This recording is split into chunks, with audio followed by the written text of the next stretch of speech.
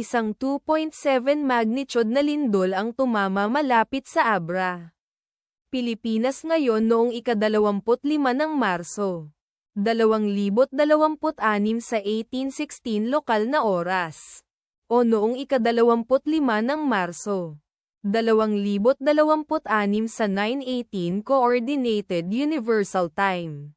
Tulad ng iniulat ng pagtuklas ng bulkan sa website nito, ang lindol ay matatagpuan sa napakababaw na lalim na 7.0 na kilometro sa ibaba ng ibabaw. Sa mga coordinate latitude 17.49 at longitude 120.64. Ang eksaktong magnitude, epicenter at lalim ng lindol ay maaaring baguhin sa loob ng susunod na ilang oras o minuto habang sinusuri ng mga seismologist ang data, at pinipino ang kanilang mga kalkulasyon, o habang inilalabas ng ibang mga ahensya ang kanilang ulat. Kabilang sa mga bayan o lungsod na malapit sa sentro ng lindol ang Pidigan, Abra, na matatagpuan 10 kilometers, o humigit kumulang 6.21 milya mula sa sentro ng lindol.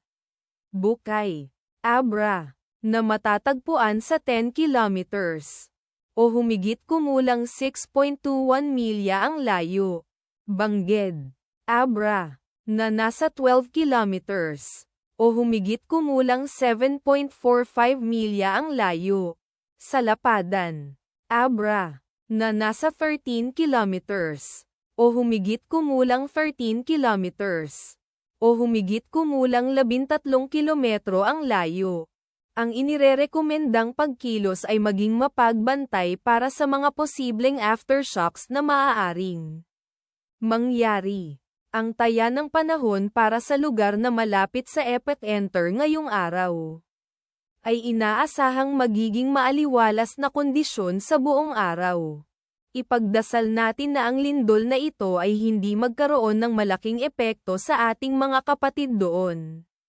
At wala ng lindol. Amen.